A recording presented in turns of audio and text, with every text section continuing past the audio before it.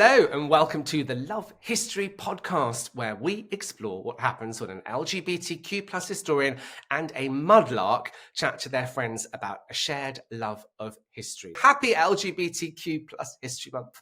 I'm Mock O'Keefe and I'm known on socials on Instagram, on TikTok and on YouTube as Gay Aristo. And I'm Marie-Louise Plum. Welcome, and you can find me on all socials as Old Father Thames.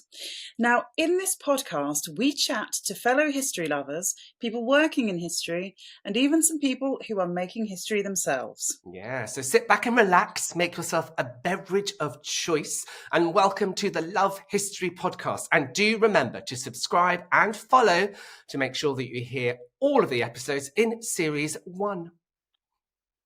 So, Marie, Old Father Thames, what have you been up to, historically speaking, recently? Well, niche as ever, I have been looking at a particular part of medieval history, and that is the kind of work that women did, women's work in medieval London specifically. And surprisingly, unless it was written into a guild that women were to be excluded from work, some guilds had that written in. There is a caveat, I'll come to that. Women really did have the run of doing jobs that men were able to do as well, like even barber surgeons, jobs that you think typically men would be doing. So that's really interesting. I guess needs must, and women were just put to work as well. Interestingly, something I'm really looking at is, so for example, pinners, I think, people who made pins, they had a restriction in their the governing body, the guild, that said women were not to be working, but there was an exception. And this happens with lots of women in medieval Britain. They can take over the work of their husband.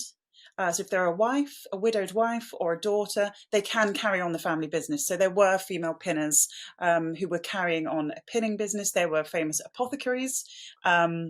So yeah, I've been looking at that kind of stuff. Wow. And how about you? It's actually very interesting. It is to some extent closely aligned, because I've been looking at women who wear what would be traditionally described as male gender clothing. And often in medieval times particularly, and in Elizabethan times and Stuart times as well, women were discovered to be posing as men. So they would go and work in coal mines, they would go and work in factories in the Industrial Revolution. They would dress as men and they would present themselves as men to the world. Now, there's a big debate at the moment about whether or not that was of economic necessity. Sometimes when you look into their background, they may have had a female partner at home. So were they trying to live or present themselves in a kind of a gender-conforming marriage? Were they lesbians? Were they early trans people? So when you mentioned that, I thought, oh my goodness, I can't believe how yet again we are aligned. Wow, wonderful. Fantastic. Now, before we get into our interview with Prince Manvendra, we have had a question sent in from the romantic novelist Liz Fennick. And if anyone else would like to ask us a question, please email us. It's lovehistorypodcast@gmail.com. So, Mock, are you ready? The question from Liz. Having studied how women have been omitted from history, are you surprised that LGBTQ plus histories have been hidden, ignored, or omitted? Oh, wow. Thank you, Liz. And thank you for being such a friend and an ally. I know I've read some of your books and we've done an Instagram live together.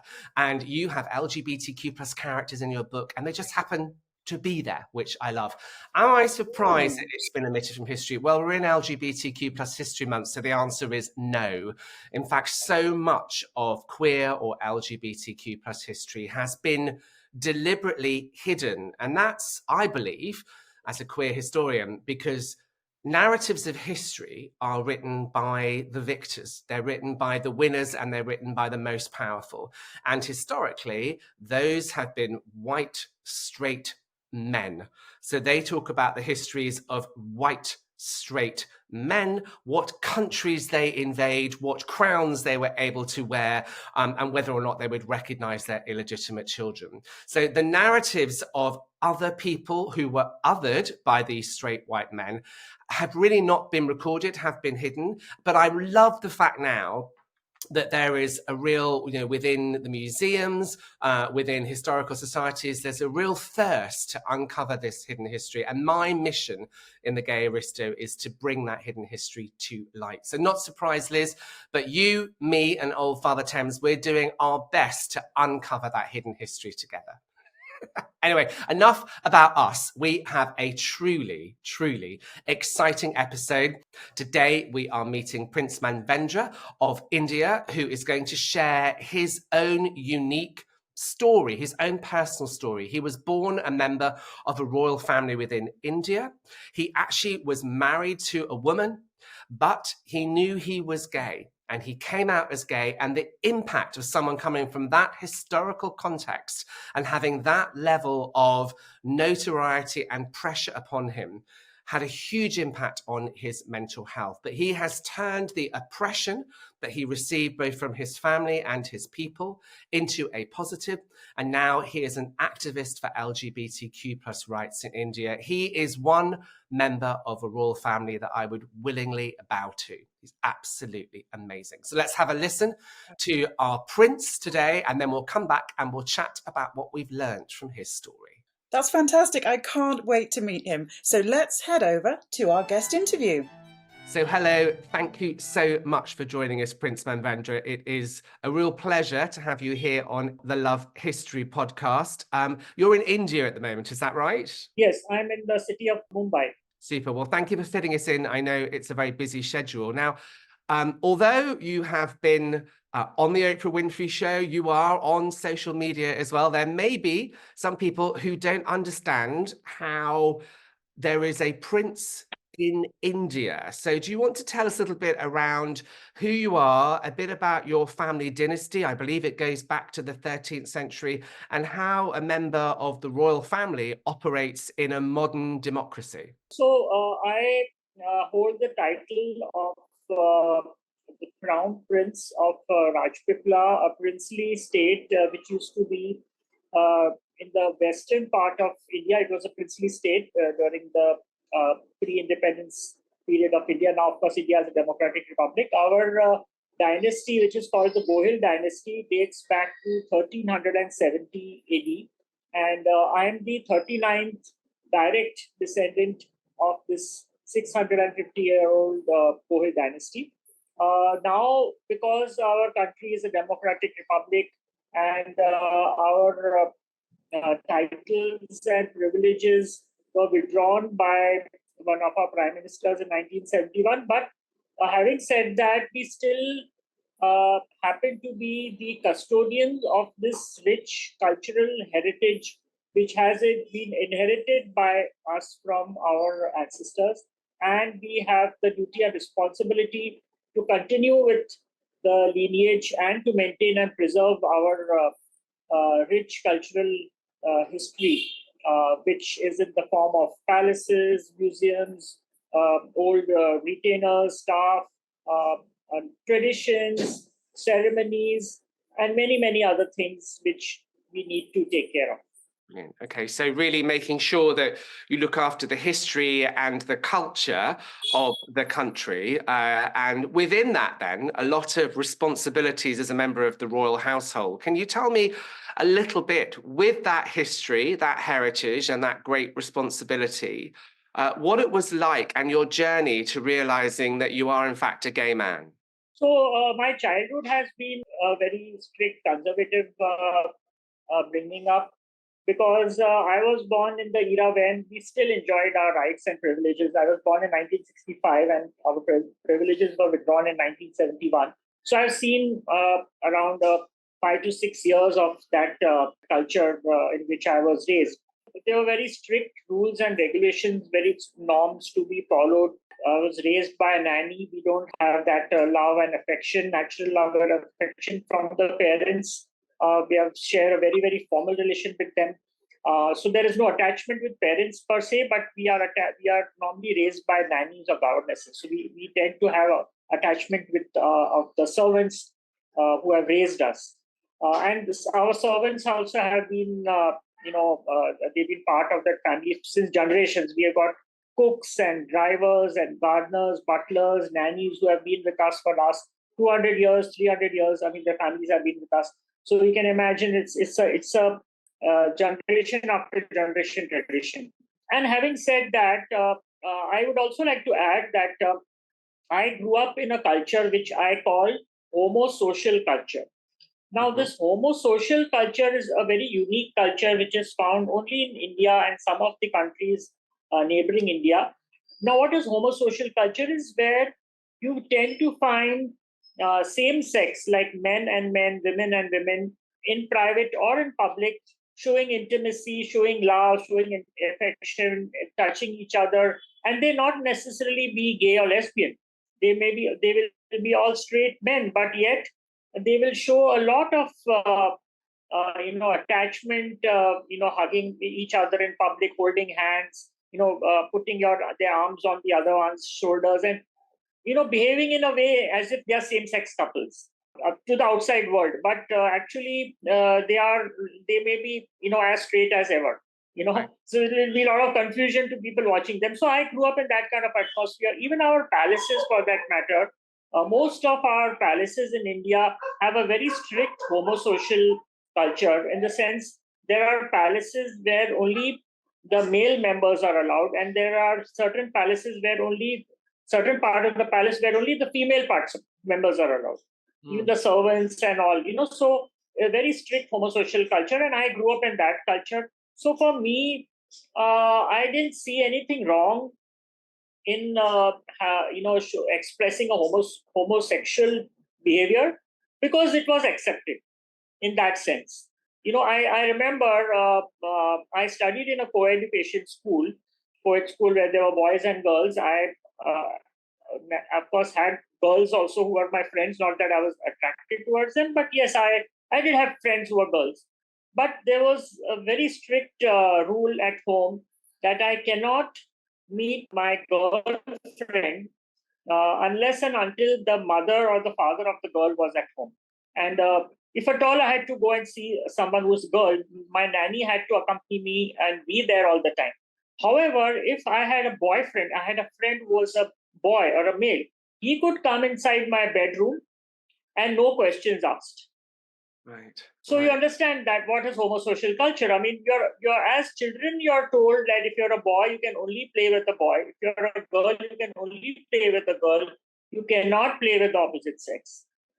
So that's the culture in which I was raised. So I never knew that being gay or being lesbian, what it is. First of all, I never knew. Though I've heard it from my own parents' mouth, talking about many people in the royal families. Oh, you know what? So and so Maharaja is gay, or so and so princess is lesbian. I knew those words as I was growing up. They used to talk about it within their close circles. It wasn't talked about in public. But I actually did not know what was the meaning of gay and lesbian. Lesbian, of course, there was no word like lesbian in the dictionary then. And when I looked up the word gay, it meant happy. So I said, wow, if that Maharaja or that king is happy, then it's a good thing. Why should we even talk about it? So that was something which was very interesting. So I also grew up in a section of the palace where only male members were allowed. So I grew up with a kind of an intimacy, with a relationship, so-called relationship, with my own servant boy.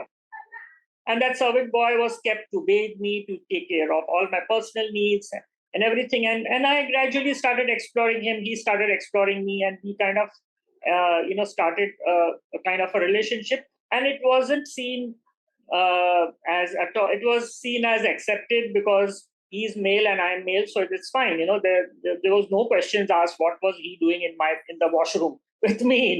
They were not worried about that. They would have been definitely worried if there would be a girl in the washroom with me. So knowing that was the context you grew up in, segregation of the sexes, but as you say, a homosocial society. My understanding is, though, when you did formally come out as a gay man, there was quite a negative response from your parents, particularly from your mother. Are you happy to share a little bit around your experience? Yes. See, these things are very, very secretive. These so-called royal secrets, as I call it, they are meant to remain within the four walls of the family. As I mentioned to you in the past, there are so many members of the royal family whom I knew were, gay or lesbian, but they were only within the royal family circuits. They knew about them. Nobody in the public or nobody outside the royal families knew about the sexual orientation or sexuality of anyone in the royal family. So my coming out was it created a big havoc. The fact that I created history by becoming the first member of a royal family in the world to openly come out as gay itself was a big, like a thunderbolt thing to imagine that this kind of a royal secret can also go public. It was never expected by any member of a royal family in India. And I think the worst, of course, my parents were upset, agitated, that's different. But imagine those royal family members in India about whom I knew that they were gay, and imagine their condition, because they were so scared that they said, wow, now this guy has become shameless and he has outed himself. And now he is going to out us. And they were really intimidated that, my goodness, now what should we do? And that's the reason they instigated my parents and shut him down. We have to shut him down before he spills the beans and he outs all of us. Nobody will respect the royal families.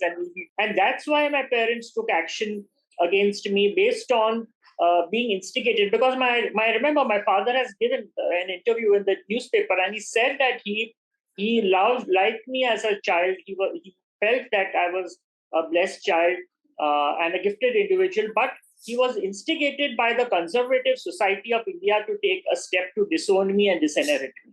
He has confessed that. It is these people, and I had no reason to out anyone. That's their private life. If they don't wish to come out of their closet, that's fine. They can remain in their royal closets.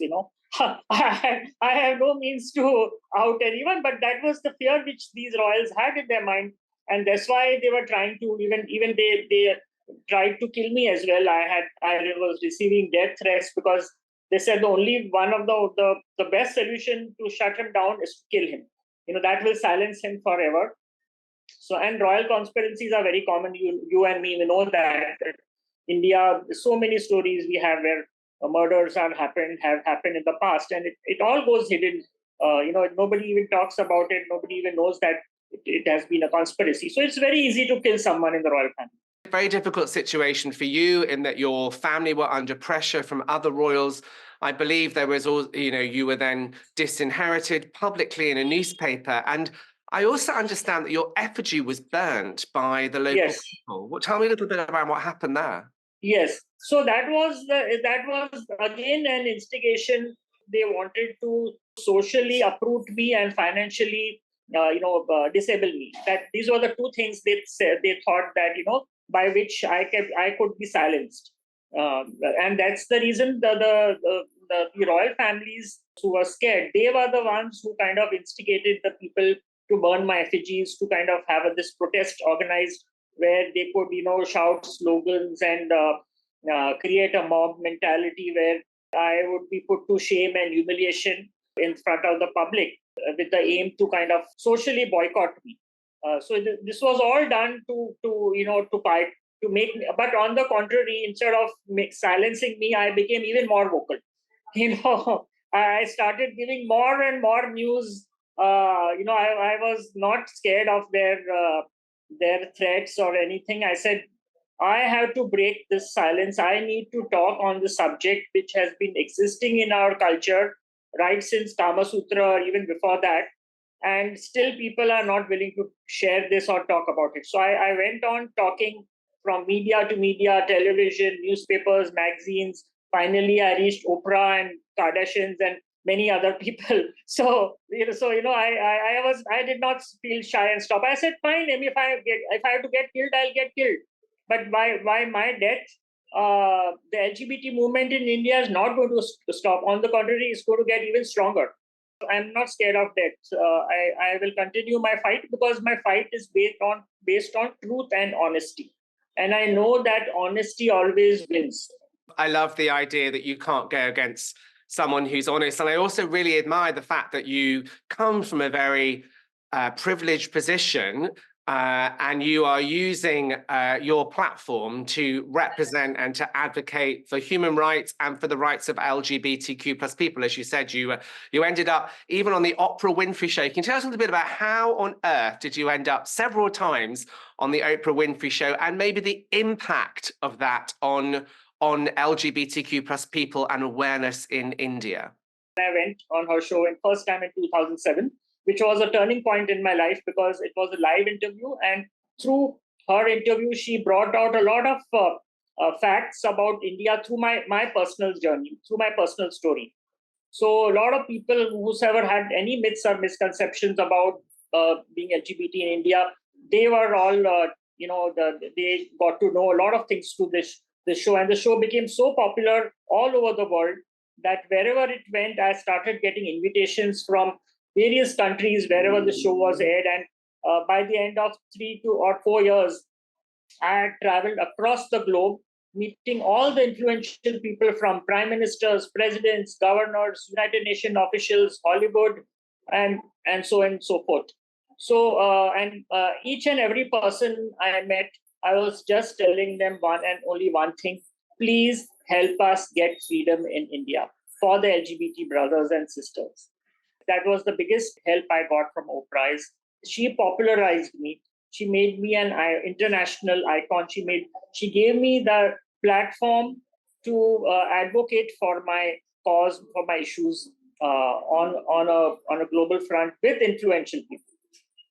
Tell me a little bit then around your advocacy work in India at the moment. I know particularly that you're focusing on the trans community because, you mentioned that India is the country of the Kama Sutra. You have non-gender conforming gods, and yet still the trans community in India is still marginalized despite its historical and cultural significance. See, India, as I mentioned, is the land of Kama Sutra, and where the world's oldest sex encyclopedia was written.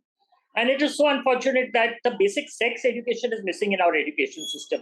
I have traveled the globe, and Kama Sutra is famous all over the world except India.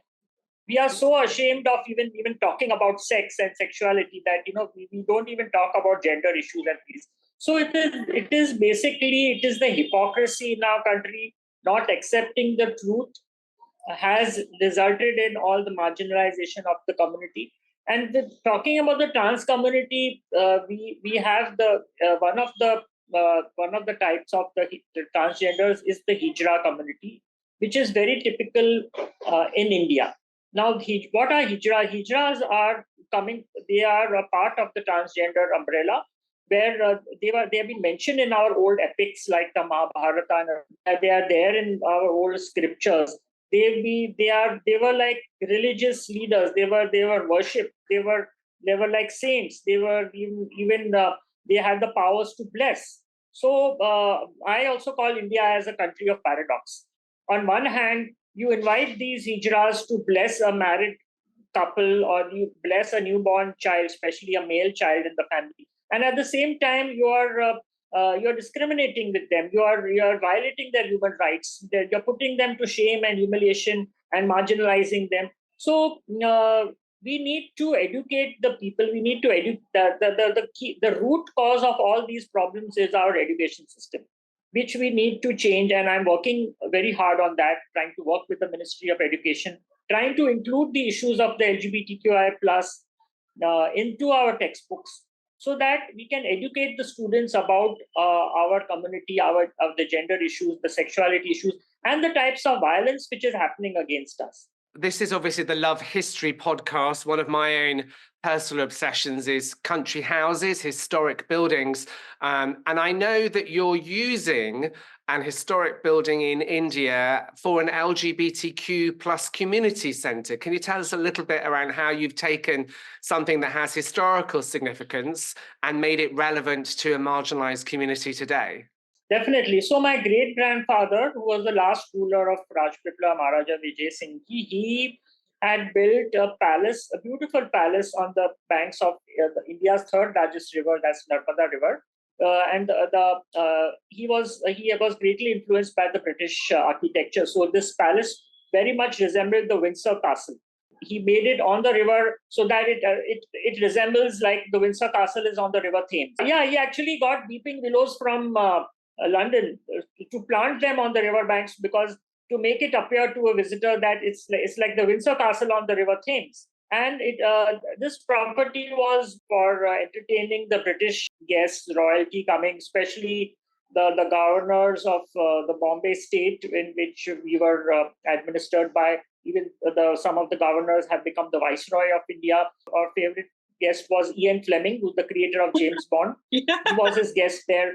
Yes, he also had a guest, a Scottish actress by the name of Ella Atherton, who he fell in love with on that same property. And Ella later on married my great-grandfather, and she became Maharani Ila Devi of Rajpipla, my great-grandmother. Wow. So they fell in love in that property called Hanumanteshwar, which was developed by him in 1920s.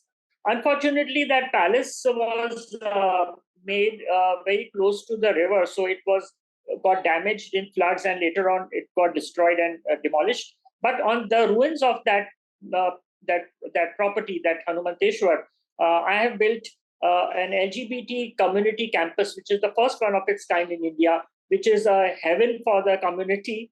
And that space is being utilized by people from all over the world. Homophobic people are not allowed there. I'm sorry. But all allies and the people from the community are welcome to come and use that facilities. And I have had numerous visitors from all over the globe. I have a visitors register, which I call the United Nations.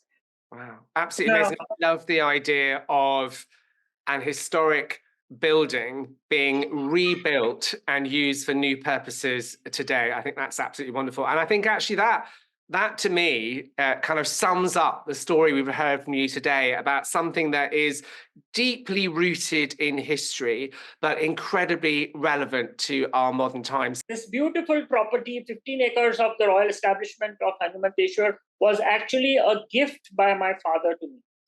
So you see that it was how change happens with education.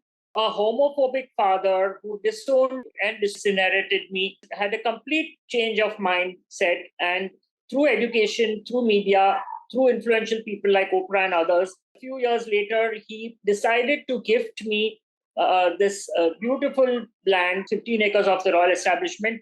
And he also laid the foundation stone of the LGBT community campus. Oh, I love So that's a fact. And because of his support, there are so many people who are known to us who are initially extremely homophobic. They also changed. They said, if the father, who's the king, is accepting the son and is supporting, then why can't we? His one gesture has created so many allies, so many allyship.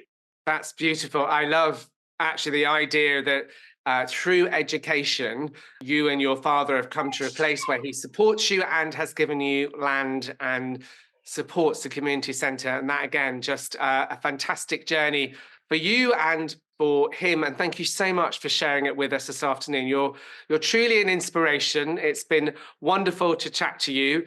Thank you so much for joining us here on the Love History podcast. Thank you so much. Good luck with all your advocacy. And absolutely, really enjoy talking to you. You're an inspiration to all of us. Thank you so much. Thank you for having me on this. Wow, an absolutely fascinating interview, particularly considering it's LGBTQ+ History Month here in the UK. What a wonderful man. That really, I am speechless. Some of the stories were just so incredible. And yeah, I mean, what did you learn? What was your takeaway?